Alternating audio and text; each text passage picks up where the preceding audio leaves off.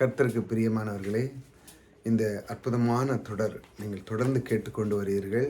கர்த்தர் எப்படி என்னை வழிநடத்துகிறார், எப்படி அவர் எனக்குள்ளே வந்து எல்லாவித சகலவித நன்மைகளையும் எப்படி தருகிறார், அவர் ஏன் என்னை தேடி வந்தார், எப்படி என்னை ரட்சித்தார், இதையெல்லாம் நீங்கள் பார்க்கும் பொழுது உங்களுடைய உள்ளம் மகிழ்ந்து கலிகூற வேண்டும். ஏனென்றால் நீங்கள் எங்கேயோ கிடந்தீங்க பாவத்தில், ஆனாலும் உங்களை தேவன் பாருங்க தேடி வந்து பாருங்கள் அவர் உங்களை மீட்டெடுத்தார். அவர் எப்படி மீட்டெடுத்தார்னா உங்கள் மேல் அவர் அன்பு செலுத்தினார், உங்கள் மேல் கரிசனையாக இருந்தார். என் பிள்ளை வழி தப்பி போகக்கூடாது என்று சொல்லி உங்களை மீட்டெடுத்து அவருக்குள்ளே கொண்டு வருவதற்காக அவர் உங்களை மீட்டெடுத்திருக்கிறார். ஆகையால் தேவனுக்குள்ளே வந்தவர் எல்லாம் முடிஞ்சு அப்படின்னு இருக்க இன்னும் அவரை அறிவுள்ள அறிவை நீங்கள் அதிகமாக தியானிக்க வேண்டும்.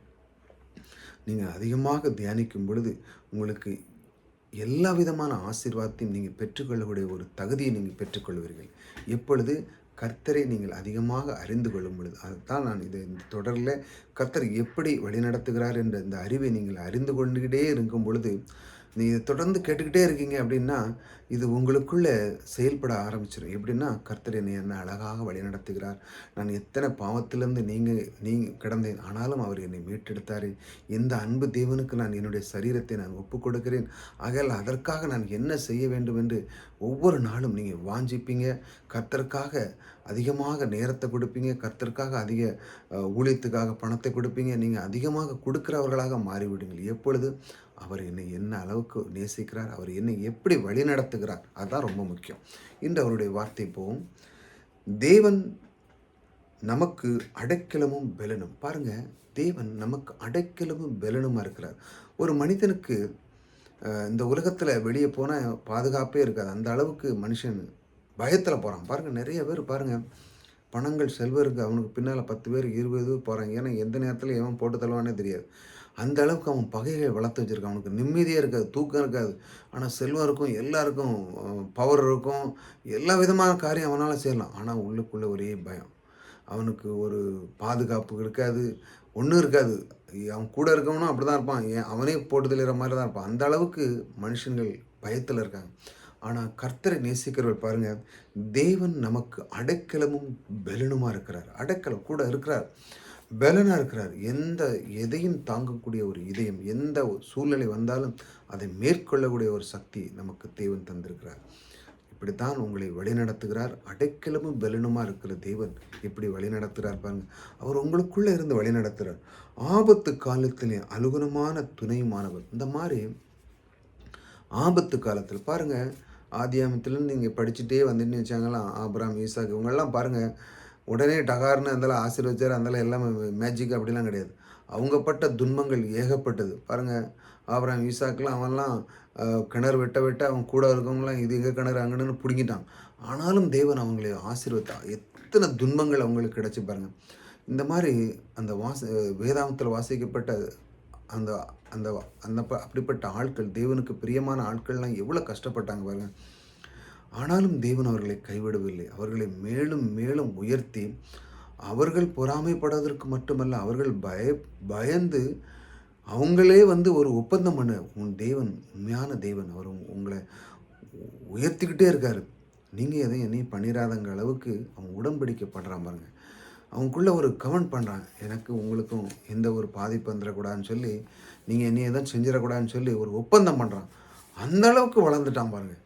அந்த மாதிரி அந்த தேவன் ஆபத்து காலத்தில் அனுகூலமாக இருந்து அவர் அற்புதமாக வழி நடத்தினார். பார்த்தீங்களா, அவர் எப்படி வழி நடத்தினார் பாருங்கள். எந்த சூழ்நிலை இருந்தாலும் சரிதான், அவங்களுக்கு எத்தனை சூழ்நிலை இருந்தாலும் தேவன் ஒரு நேரம் அவர்களை விரும்பினாலும், சூழ்நிலைகள் எத்தனை வந்தாலும் எத்தனை இருந்தாலும் தேவன் அவர்கள் மத்தியிலே நம்மை உயர்த்துவார். நீங்கள் உங்களுடைய வாழ்க்கையில் பாருங்கள், எத்தனை குறைகள் ஏதாட்டு இருந்து, அன்றைக்கி பணக்குறைவு இருக்கா, ஏதாட்டு ஒரு நோய் எதாக இருந்தால் அதையெல்லாம் நீக்கி, யாரெல்லாம் உங்களுக்கு புறம்பாக பேசினார்களோ அவர்கள் மத்தியிலே உங்களை அற்புதமாக உயர்த்த அவர் வல்லவராக இருக்கிறார். அவர் உயர்த்துவார். ஏனென்றால் அவர் சொல்லியிருக்கிறார் போல, நான் உனக்கு கிடையும் பலன் என்ற வார்த்தை, மாறாத அந்த வார்த்தை. ஆபத்தில் நான் இருக்கிறேன், ஒரு சூழ்நிலையில் இருக்கும் பொழுது எனக்கு யார் இருக்கிறா அப்படின்னு மனுஷன் நினைக்கிறான். சொந்த பந்தங்கள்லாம் கைவிட்டுருவாங்க.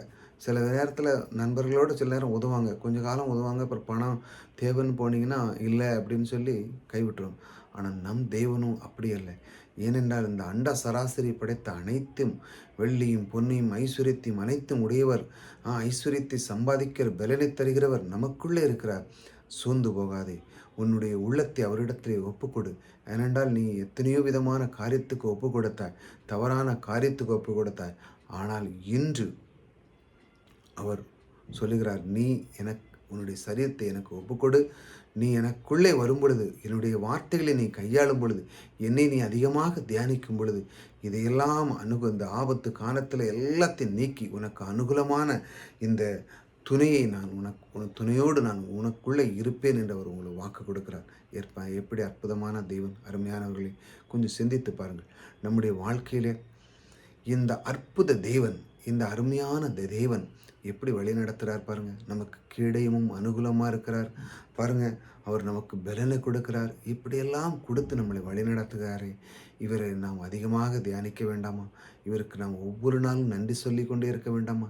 எத்தனை சூழ்நிலையில், எத்தனை மத்தியில், எத்தனை பிரச்சனையில், எத்தனை விதமான காரியத்தில் இருக்கும் பொழுது இந்த தேவன் உங்களுக்கு உதவினது உங்களுக்கு ஒரு உணர்வு தெரியவில்லையா? இதை நீங்கள் பார்க்க வேண்டும். அந்த அளவுக்கு உண்மையிலே என் தேவன்தான் அதை செய்தார் என்று ஒரு மனிதன் அவன் கர்த்தருக்கு அவன் ஒப்பு கொடுக்குமாறு, இதையெல்லாம் என் கர்த்தர் தான் செய்தார். நிறைய பேர் என்ன பண்ணுங்க, அவன் பிரயாசத்தில் அவன் உழைப்பில் போடுறான். இதெல்லாம் நான் செஞ்சது, இதெல்லாம் நான் பண்ணது அப்படின்னு போன உடனே என்ன நடக்குது? கர்த்தருக்கு அவனுக்குள்ள அந்த உறவு இல்லாமல் போகிறது. அவனுக்குள்ள ஒரு தொடர்பு இல்லாமல் போன உடனே அவன் பிரயாசத்தில் எவ்வளோதான் பண்ண முடியாது. தேவன் கூட இருக்கும் பொழுது அது லகுவாக இருக்கும். ஏனென்றால் தேவன் செய்கிற வேலைக்கும் நீங்கள் செய்கிற வேலைக்கும் ரொம்ப வித்தியாசம் இருக்குது. ஏனென்றால் இந்த உலகத்தை வார்த்தையால் உண்டு பண்ணவர். சூரியன் உண்டாகுது, கடவுது, நட்சத்திரங்கள் உண்டாகுது சொன்ன அந்த வார்த்தை சொன்ன உடனே நடக்குது பாருங்கள். ஆனால் நீங்கள் அந்த மாதிரி வார்த்தைகளை விசுவாசிக்கிற, நிச்சயமாக நடக்கும். கர்த்தர் என் கூட இருக்கிறார், என் பலனாக இருக்கிற, என் கீடையமாக இருக்கிற, என்னை ரட்சிக்கிறவர் எனக்குள்ளே இருக்கிறார். வெள்ளியும் பொன்னியும் உடையவர் எனக்குள்ளே இருக்கிற, எனக்கு சம்பாதிக்கிற பலன் கொடுக்கிற எனக்குள்ளே இருக்கிற, எனக்கு கீடையமாக இருக்கிற, என்னை ரட்சிக்கிற எனக்குள்ளே இருக்கிறார். இப்படி நீங்கள் எத்தனை பேர் சொல்கிறீங்க? இந்த மாதிரி வார்த்தைகளை சொல்லும் பொழுது என்ன நடக்குது பாருங்கள். தேவன் உங்களை அற்புதமான அந்த நீங்கள் சொன்ன அந்த வார்த்தை மூலமாக அவர் அதை விரும்புகிறார், அதை நேசிக்கிறார். அதன் மூலமாக அவங்களுடைய வாழ்க்கை மிக சிறப்பாக சந்தோஷமாக மாறுகிறதை அவர் விரும்புகிறார். ஏனென்றால் அவருடைய விருப்பமே உங்களை செழித்து வாழ வைப்பதுதான் அவருடைய விருப்பமும் சித்தமாக இருக்குது. நீங்கள் வாழ்க்கையில் மற்ற காரியத்துக்கு நீங்கள் இடம் கொடுக்காமல், எத்தனை பேர் விதவிதமாக சொல்லுவாங்க, அதெல்லாம் விட்டு தேவனுடைய வார்த்தை, அந்த வார்த்தை கட்டளைகளை நீங்கள் கீழ்ப்படியும் பொழுது, தேவனுடைய வார்த்தை ஒரு மனிதன் கடைபிடிக்கும்போது அவனுக்கு எல்லா விதத்திலுமே வாழ்க்கையில் எல்லாம் வந்து சேர்கிறது. இப்படித்தான் கர்த்தர் உங்களை வழிநடத்துகிறார். ஒவ்வொரு நாளும் எப்படி வழிநடத்துகிறார் என்றால், இந்த சின்ன சின்ன வார்த்தை கொண்டு உங்களுடைய உள்ளத்தை தொடுகிறார். இந்த அற்புத தேவன் கர்த்தர் எப்படி வழிநடத்துகிறார் என்ற அந்த தேவன் உங்களுக்குள்ளே இருக்கிறார். கர்த்தர் உங்களை ஆசீர்வதிக்கிறார்.